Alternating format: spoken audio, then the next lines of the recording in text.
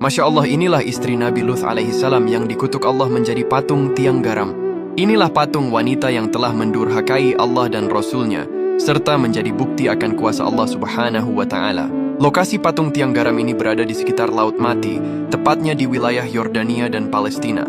Menurut kisahnya, dahulu istri Nabi Lut dikutuk menjadi tiang garam karena ia menoleh ke belakang saat melarikan diri dari kehancuran kota Sodom dan Gomora.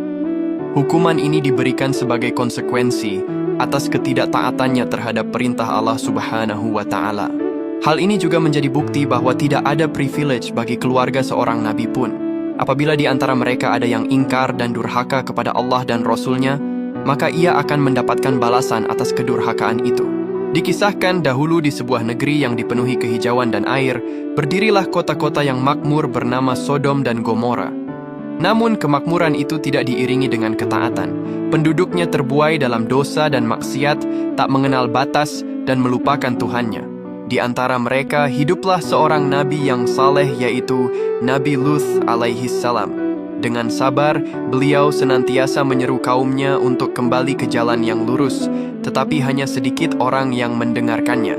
Sayangnya istri Nabi Lut hatinya telah terikat pada keburukan kaum Sodom hingga menolak ajaran sang suaminya. Pada suatu malam yang gelap, pernah ada tamu yang datang ke rumah Nabi Lut. Mereka adalah dua pemuda tampan yang sebenarnya adalah malaikat yang diutus oleh Allah.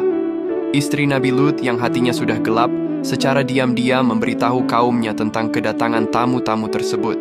Tak lama kemudian, gerombolan kaum Sodom yang penuh hawa nafsu mengepung rumah Nabi Lut, dan mereka menuntut agar tamu-tamu itu diserahkan kepada mereka. Nabi Lut lantas memohon kepada mereka dan menawarkan apapun asalkan mereka tidak menodai kehormatan para tamunya. Namun permohonan itu menjadi sia-sia.